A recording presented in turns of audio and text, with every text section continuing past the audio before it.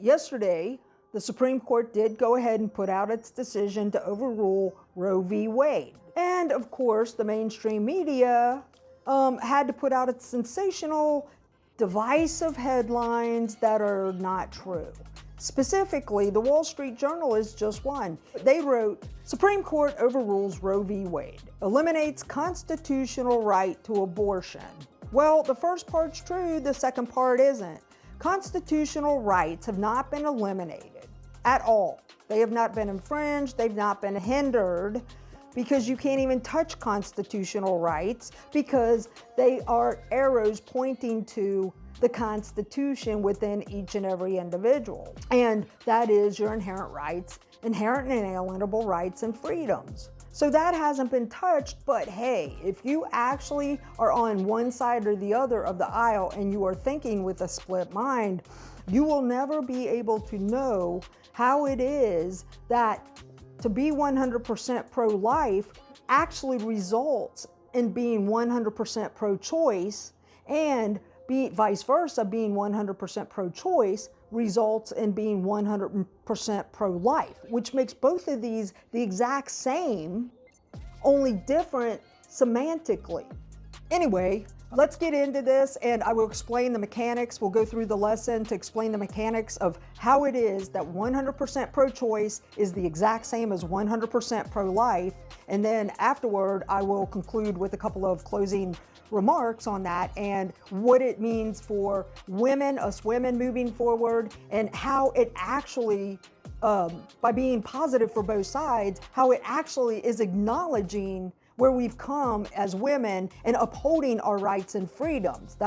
And how that has happened. So let's get into it. Roe v. Wade, the hidden reason why it was overturned and how it is positive for both sides. In short, Roe v. Wade began as something very positive, but like all things has reached its end because having a federal law and its accompanying federal funding has created a leviathan of evil operating as a black market monopoly economy in the form of human trafficking of both women and fetuses. Specifically, trafficking in fetuses and their organs for profit while using women as fields of harvest. This has been done for decades without the knowledge of those seeking abortions and the public in general. Those on both sides of the abortion debate were in large part blind to the hard reality that what was slowly growing in the space of the divide between the two sides was an evil few realized neither side would want and knowingly partake in without exception. In fact, those who call themselves pro-life are the exact same as those who call themselves pro-choice. Here's how this works. Those who call themselves pro-life cannot truly be pro-life without first realizing that if they call a woman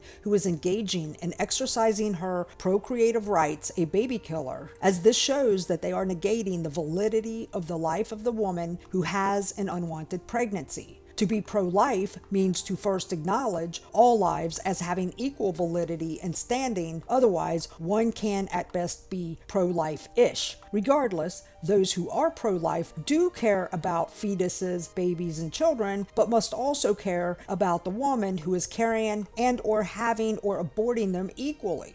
Those who call themselves pro-choice cannot truly be pro-choice without first realizing that if they use abortion as a first means of reproductive control, are putting on full public display the fact that they have negated their own life by having ignored the first and most effective choice to easily and cheaply prevent an unwanted pregnancy by using readily available contraceptives. They are in fact operating at the pound of cure level. If a woman does not exercise her ability of choice to prevent pregnancy, then she is at most pro-choice-ish. Regardless, those who are pro-choice do care about life, starting with their own, regardless of what method they ultimately choose to exercise in controlling their reproductive rights, but must also care about the rights of other human beings, to include the fetuses they are carrying. This is how those who are pro-choice 100% are in fact the same as those who are pro-life 100%, and different only in appearance through semantics. In fact, what appears to be two sides are actually two ways beginning at opposite sides of the circle of the procreative human life cycle, moving in opposite directions to address the care of life, either as woman with fetus or as fetus and woman.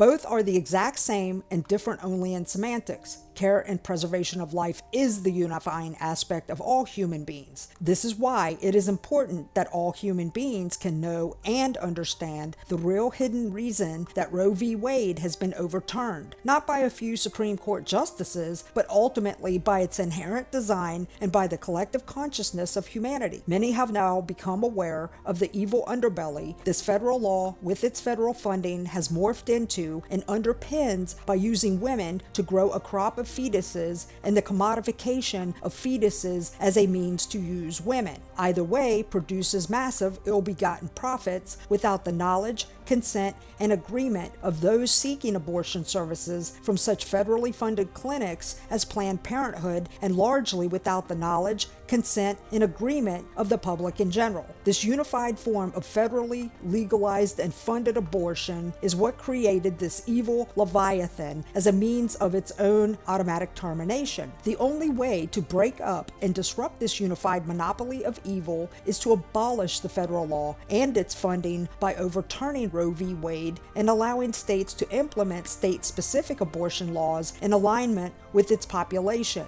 This in turn mortally wounds the leviathan that Roe v. Wade has morphed into and defunds the large corporate abortion clinics such as Planned Parenthood and their human trafficking of women and fetuses. At the same time, the overturn emphasizes the truth that women who are pro-choice become aware of their inherent and inalienable power to properly and effectively exercise their first choice to prevent pregnancy by using easily available contraceptives. The resulting outcome for women who uphold and honor the power of being 100% pro-choice is full control of their own life and life choices, resulting in being 100% pro-life. Also, this upholds women who are pro-life to become aware of offering unconditional love and support for other women by continuing to offer multiple reproductive choice solutions through services and goods to those exercising their reproductive choice rights. Roe v. Wade has served its initial goal of affording women procreative control at a time when few safe, effective, and satisfying options for pregnancy prevention existed and women were burdened with too many children. However, in the context of this present time, women have many safe, effective, inexpensive, and satisfying options in fully exercising their 100% pro-choice reproductive rights and freedoms, resulting in upholding the 100% pro-life ideal of protecting life, beginning with their own and all that follow.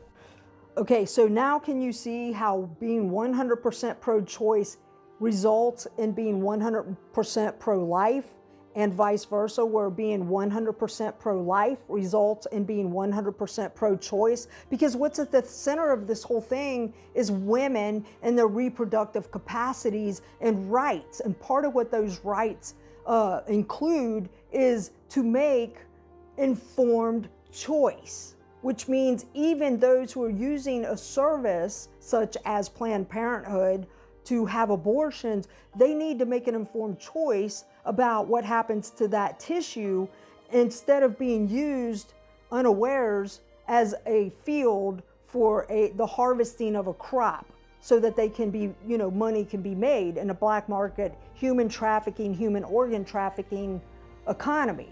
So can you see now where this is a good thing? This is actually a protective and empowering thing for women, because it's going to break this beast up and it's going to make this well-oiled machine that is very pervasive and that has been operating for decades underneath the level of awareness of the vast majority of society. Can you see now where this is going to break that up? That's what was really hidden behind this. And you're not going to hear mainstream media talking about this, because honestly, if you believe you're on one side or the other, and you actually believe in the illusion that you can ever be on any side other than your own, you're going to be distracted. That's like the magician's distractor hand I've talked about in other lessons in Freedom Now videos, and getting distracted by that. But the hand that does everything is hidden in the rear, and it's to lose sight of that. So now that you know, now you can be more empowered. And if you're not empowered here, you're not going to be empowered in your actions because you're not going to have all the information so that you can make a fully informed and therefore empowered choice as a woman. And for God's sakes, please share this with other women. Please don't just fall to the background and not say anything, because people who think they're on different sides haven't even thought of this. But they both want the same thing, the same outcome, which is to protect life. And that starts with ourselves and having enough awareness that we're not going to be used as a means to other people's ends that are seeking to use us for profit, especially in something that, I don't care who you are, every person I know that's ever had an abortion or whatever, they are not on board with this human trafficking of fetuses and fetal tissue. So you know what? We are actually all on the same page, and we are actually all technically pro-life in that regard, because we just go in what appears to be opposite circles around the same barn. But we're still going around the same barn, and we're still going in a circle, a completed loop. We just have a different perspective and therefore a different set of semantics, but we are not different, because when you remember first and foremost the fact that you are 100% human being, and you don't forget that, you will remember too that so too are all others first and foremost human beings, regardless of what labels they use or what language they use, what semantics they use to describe something happening in life. So I hope this helps, and I hope you have a great week. Thanks.